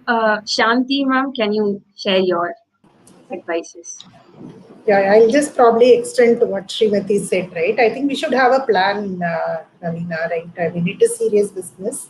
We should have a plan. We should probably meet every month, 2 months, something that we agree upon milestones that we should accomplish, right? For example, Director ma'am said that, 100 mentors, 100 mentees, something like that, right? And I am a mathematics person. I always like numbers. So without numbers, we are not serious about anything, right? I mean, it is not that we just meet, have fun, but do something concrete also. But it's a very welcome move. I think we should also have some chit-chatting session, connecting sessions, right? Monthly once, probably last Friday. I'm just saying. We'll have to plan that, connect, and then take it forward. Then I'm sure it will happen. See, anything you start with an end in the mind, right? What Stephen Covey says, right? I'm sure it will all come successful, but we all have to commit to that. I'm definitely ready to invest some time here because this institute made me what I am today. So all of us here, I'm sure, Srimati, all the alumni will be willing to do that. So we would request the reciprocation from your end as well. I think that's what it is. Thank you, ma'am, for sharing your advices. Raviti, ma'am, would you like to chip in? Yeah, sure. The typical hazard of any such network is, after initial enthusiasm, it all dies down. And all of us are in multiple things. And like that, what happens is that that is something as maybe there is a need for a program office to also run this very systematically, which is looking at both, the mentees as well as mentors, looking at the time commitment. So I guess it should be process driven and also documented well, so that so there is an objective, as Shanti was saying, there is an end objective to be met, and the whole journey, if you go through it and then see how things are changing, there is something for them to see. So if it is left alone, I feel, just to the mentee and the mentor, it could be conversation. I'm sure there would be a lot of quality conversation, but for it to function, I would recommend a program office, which is also with certain objectives and certain milestone to be achieved, say at the end of 6 months, would really help. So the whole thing of being consistent is important. I mean, after initial enthusiasm, it should continue. Otherwise, it can become like one more activity to be done. That's the only thing. Otherwise, it's all set, and I'm sure there are people on both sides wanting to learn, people wanting to share. It should be a perfect place, and it should work well. Thank you, ma'am. Would you like to share your insights from Director?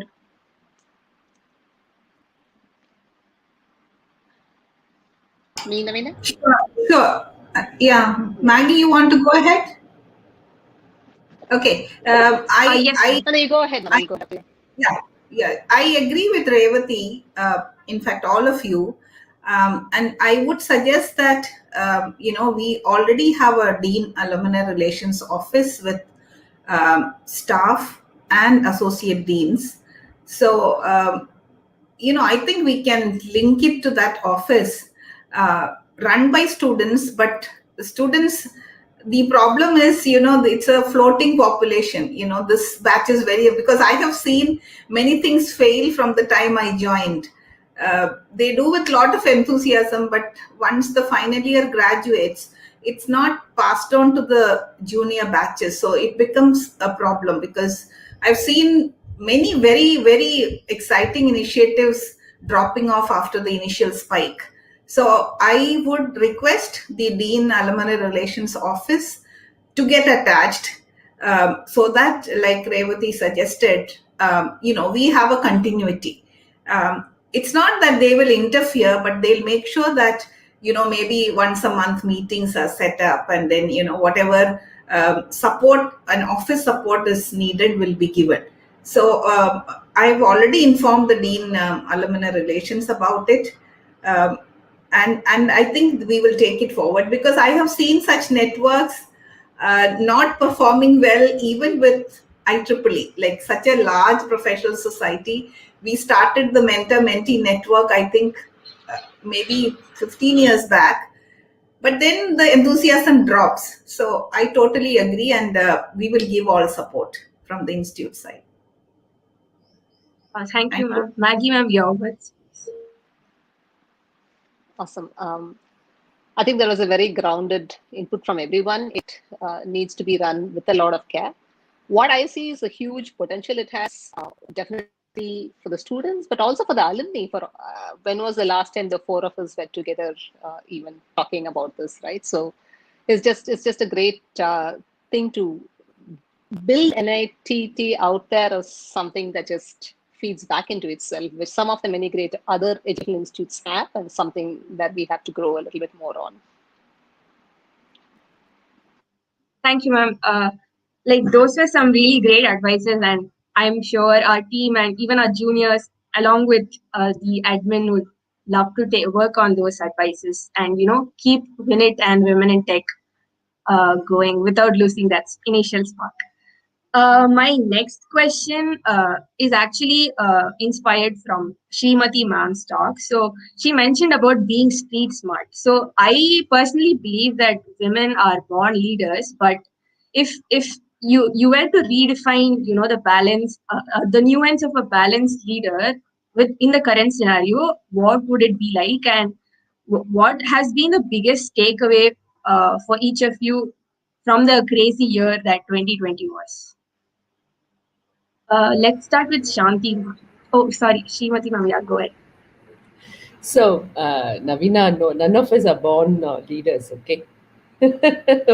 So, first of all, I think we should just stay away from such, the one-liners that you read here and there. We all get groomed to become leaders. And being street smart is one of them. So if you don't pick up the right signals and you don't choose the path that you want to in a clear way, you can never become a leader. And most importantly is many times the paths are not there. So if there is no path, you make a path. And that is what will make a difference between a leader and a no leader. If you are going to sit in a room and just wait for opportunities to come, then you're nowhere. But you decide to just forge ahead and create your own path and say, this is my choice, people in the room will be willing to get up and listen to you. Then you emerge as a leader, right? I think it's not about the pandemic which has taught us anything. We are pretty used to such pandemics in India in some way or the other in the past as well. But what organizations have now learned is, no matter where the person is, they will be able to deliver things on time, right? I'm sure Raviti, Shanti, and Maggie will also accept the way Dr. Thomas has run NIT, irrespective of all the shutdowns, and still able to have this session also organized in spite of not all of us coming back to the brick and mortar model. Itself says that we all choose to respond and not react when such pandemics happen. So a balanced leader is a person who is courageous and also cares. If courage and care is not 50-50% in your mind, you can never win, Navina. It's true for you, it's true for the other boys in the room as well. Courage alone will not help, you need care. Care alone will not help, you need to be courageous. That's all from my end.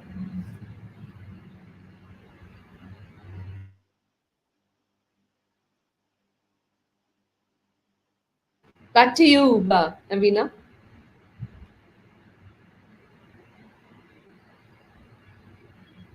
Thank you, ma'am. Shanti, ma'am, would you like to chip in? Yeah, thanks, Navina. I think first and foremost, right, as Srimati rightly put it, see, we have seen mothers, grandmothers at home. See, all of us draw inspiration from their leadership, right? They may not be running an enterprise, but they would have run a family with all odds possible, without any Google help or anything. So we are all naturally inspired, and we take control of the situation. Even if you are some young child of 5 years or 6 years, you tell the girl child that you keep the house under lock and key, don't allow anybody. That's leadership, right? You assume, take accountability, etc. And that is there in a girl naturally, because we want to prove a point to others, right? All of us have that instinct, particularly when someone says you are not capable of doing, we want to kind of go ahead, raise it up and show them that I can make it happen, right? We have done with our siblings, etc. So I think that natural instinct is there. And pandemic, like what I think again, I agree with Srimati, right? We have been experienced this, but it's pandemic at scale, what happened last year. But personally, you have something or the other at home, right? Probably your son is on the board exam and probably a young mother delivering. So every time you have some challenges to come back to see whether should I continue my career, continue the leadership, quest and things like that. But the point is, along with care and courage that Srimati spoke, I also think that we need to have that integrity and genuinity in us, right? We don't want to do it something for ourselves; it's for our passion. Even today, I'm sure all of us here have come to speak because we are passionate about what we are doing. I think that is also another important thing I would add on. Actually. Uh, Thank you, ma'am. Revati, ma'am, would you like to share your insights? I think for what I think is apt for today's women leaders or the aspiring women leaders, I would like to say that opportunities are rarely offered. It needs to be seized. It is there all around us. Men are doing it more successfully than women. We shy away. We want to sometimes women. So as much as we blame the ecosystem and we talk about things around us are not happening, we are not getting the chance. I think women also should question ourselves. How much are we going out in the open to also take out things? Today I can see that organizations are making a lot of changes. It's very good with this whole DNI focus, inclusivity, all of that policy changes. And now it's time for women to do that. Go out, seek the opportunity, make it work for you. Nothing comes in a platter, and there is nothing wrong in taking something and making it work for you. I think that is a very fundamental message I would like to give it to all our women, future aspiring leaders. The other thing is, in today's world, you're passing out from NIT this year. Next year, okay, the year after, what you're going to be working on is going to be very different from what you have studied. The world is dynamic. Things are changing like never before. So there is this need to constantly keep learning, continuous learning. But organization doesn't have too much patience. So the important thing is learn quickly and contribute quickly. Learn quickly, contribute quickly. That is how you will be seen as someone who's capable of delivering something. You will be seen as a prospective leader. So these are the two key messages I just wanted to leave with the students. And your second part, you said about, I was thinking about myself, and because of last year and COVID and all of it, while as leaders, we all think of various things, but two things which really stood out for me and which I think will continue to remain is the whole thing about being sensitive. People have gone through so many. I mean, all of us personally and professionally, we have gone through a lot. Like that, every individual, every member of your team has gone through so much. So being sensitive rather being judgmental, if work is happening, not happening, rather than just being, the figuring out, being with them, being sensitive to reality, because people have gone through depression, people have gone through so much that I think being sensitive has, to me, last year been really top of the list. And the other thing is about motivation. In times like this, I think as leaders, we really need to stand behind them and make sure and help them to achieve what we are all set out to achieve. It has been a difficult year, but sensitivity and motivation, along with trust, has been really key for me. Yeah, learn quickly, implement quickly should be something that all of us should keep in mind, I guess. Maggie, ma'am, would you like to tell us about your experience? Yeah, again, I'll keep it crisp. Two things. One is always do some research and have the knowledge of how the work connects to the overall business impact. That I think is crucial in being, for the people to recognize you as a leader, it's a very crucial factor. It is very easy to just just do what we do really well and not really be aware of that. But being aware of that is very important. And the second is again finding yourself. I want to keep coming back to it. In today's leadership, It doesn't have to be alone. There is no award out there for being the lone leader. It is okay to call out and ask help. Being vulnerable is one of the, this is something we are very afraid of as women. We want to be perfect, we want to look strong, but being vulnerable goes a long way in navigating the leadership. Thank you, ma'am. And lastly, I think Director ma'am has, taken a lot of initiatives throughout the year for us amongst this pandemic. So I think we can't expect a better answer. Would you like to answer, ma'am? Yeah, regarding the women leadership, I think we have to come out of the comfort zone, and very many women are reluctant to take up leadership positions.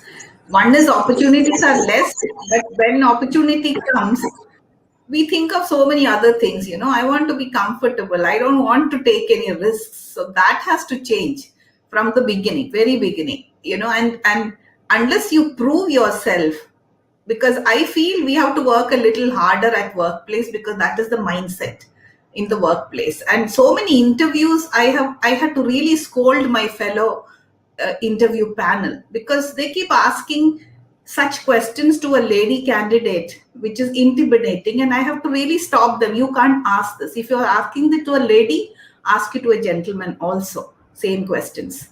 So it is difficult. So when an opportunity comes, we should not shy away, we should take it up.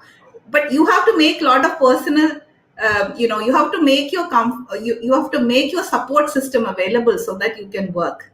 But that girls have to learn from the beginning. Please don't regret, because I am here today because I took so many risks.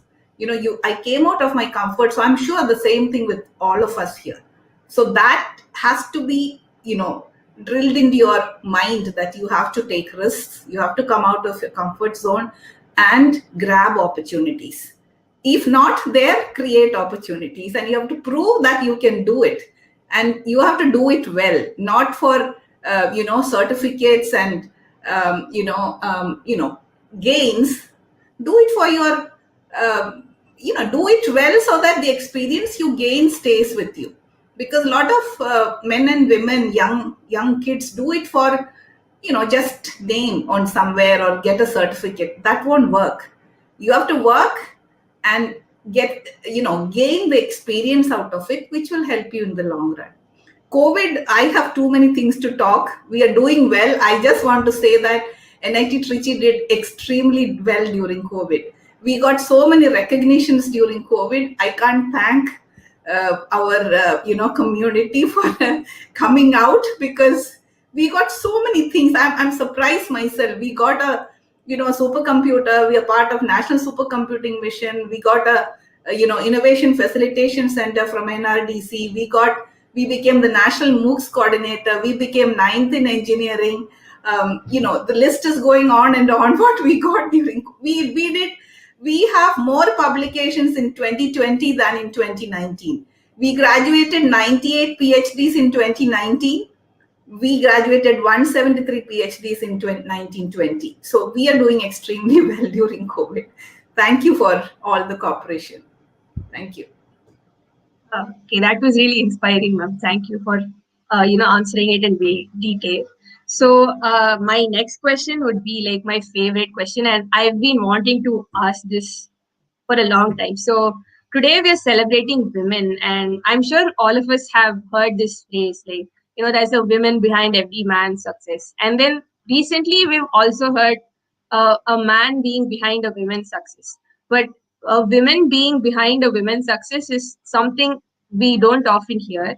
And our own community is an example of it. And just seeing you all interact between yourselves is just another example of women uplifting each other. So I would just like to ask you all about that one woman or the women who've been a crucial part of your career and life in general. Srimati ma'am, can you start with you? I mean, that's my mother. So my mom and my grandma, I guess, they just stood by me all times. And what I don't learn in office, I learn from them. I think, as you rightly said, all of them did say about women being a little more street smart. Navina, you go into an ICU of any hospital, you'll see more men than women. And then we talk about whether women can take anything assertively. Right, Dr. Thomas? I mean, it's true, right? It's just because we guys know how to manage ourselves and also manage infliction points. I mean, it's a known fact. The doctors say that also. So having said that, then you have this inherent strength. Where else will you choose your strength from? I think the moms are the classiest and the best examples. Uh, and I can always say that it's her. I think all of us would agree that our moms are the best. Shanti ma'am, would you like to answer that question? Yeah. So probably here, like all of us, moms, grandmoms are there, but I would actually give it to my maid actually, who was there to take care of my children, right? Like what Dr. Thomas said. I see for women to come up, I just I think about 30 seconds to give you analogy. If there is a match happening at the other side of the fence, this I read it somewhere, I liked it very much, right? You have two people, one tall person and another short person, okay? The tall person is those privileged gang of women, if you have to just recognize them, who have the privilege to see the match because they are tall. Now there is this short person who wants to also see the match. Those are those people who are fighting, right?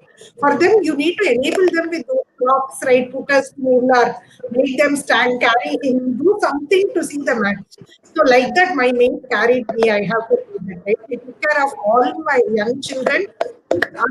You can pay them anything, but the trust and faith is something that you cannot get just like that. So I would also give it to her. Otherwise, I would have had a break in my career sometime or the other. So, thanks. Yeah. No, I'm sorry to interrupt, but I just wanted to also tell you, Navina, that 40% of my team leadership is women. So that's great to hear, ma'am. Yeah, I think it just starts with if you have to come and spread the word, then you have to do it first. That's correct. Raviti ma'am, can you go ahead and tell us about your experience? Yeah. Of course, like everybody has said, mom, but in my case, mom plus my sister. In fact, she's 5 years elder to me, and she did. And so for me, it was easy. I didn't have to really break my head. Fortunately, she was good, so I seem to have followed her. But she's the one who's broken glass ceilings first. She's the one who's given me the inspiration that you can do well. She was very good in academics. So I guess for me, the competition was not outside, the competition was well within the home. I looked up to her, and she is doing well. So I guess that has given me. So it was an easy path for me. But end of the day, I think it's important for us to have it within ourselves. While we get influenced by other women, by my mother or the sister, but you need to have it within you to make it. So that whole thing of doing things should be there. The fire should be there within yourself to make it happen. But all due credit to my sister on this one. That's amazing. Maggie ma'am, would you like to answer? It's a tough question because there have been so many, but I have to single down on one. That will be my daughter. She always tells me I can do it. She's the person. She will vet my points, and she also keeps me grounded. She calls me incompetent all the time. So it's really good to have her as my counsel in many things, and come back home after I've done something. I can always come back and tell her. I know that I will get the very genuine appreciation from her. So I would say it's my daughter.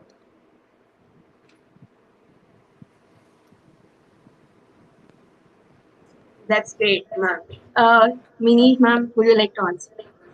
Yeah, I agree that mother and maids, which were mentioned earlier, my mother, who was a school teacher, who was always with me. Of course, the support system included all the maids who are still helping me. But I would give credit to my mother-in-law because I was married into a joint family and she was a working woman, my mother-in-law.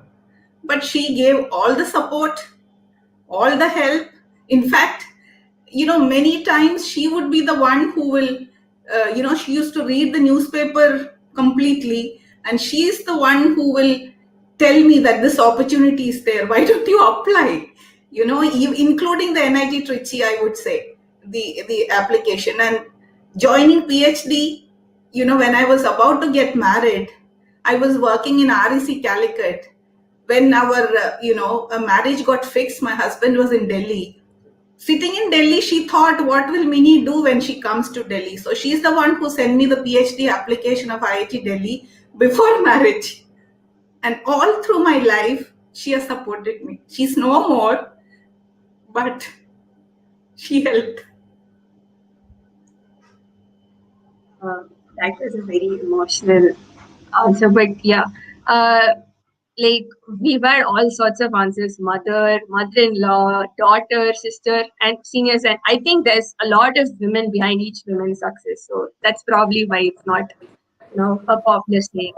So I would like to, mine. I think, yeah. So I think my mom and grandmom have been like my greatest inspiration since childhood. My grandmother helped my mom raise me till I was 3. So, and she's 81. She still lives alone, all on her own. She won't live with any of us. Independently in a village, in a very big house, all by herself. So I think whenever I'm down, I just think of her and all that she embodies. So yeah, she's my greatest inspiration. Yeah, due to, I would like to, continue talking because it's really nice to talk with all of you. But due to time constraints, I think we'll have to finish it here. Uh, with with that, we come to the end of this panel discussion, and I would like to thank all of you, all our esteemed guests, our director, and all our distinguished alumni for not just supporting us with the initiative, but also taking time out to come here, join us for the launch. And thank you all for joining us for today's forenoon session in today's Women's Day celebrations. We will take a brief lunch break for about an hour, and we'll be joining back for the afternoon session where we'll be having a lot of networking sessions, fun activities in the Microsoft Teams group of our Women in Tech community, for which the link is given in the description below. So there's a lot of goodies up for grabs by our sponsor, Paper Dolphin. So don't miss out. Yeah, again, join us back at 2 p.m. See you soon. Thank you all. Navina, if I can take a minute, let me first congratulate you for having a very well-structured panel discussion. Number 2, you look like a thorough professional, very well prepared, and the way you summarized it, you're already there as a leader. So many congratulations for your great articulation, for being so assertive, though all of us can eat you anytime, by showing our seniority, which you didn't allow. That assertive is what you should carry throughout. So be assertive, be smart, Davida, and thank you for a great articulation today. Thank you. Thank you. I can't get a better compliment. Pleasure. Thank you all. Thank you all. Bye.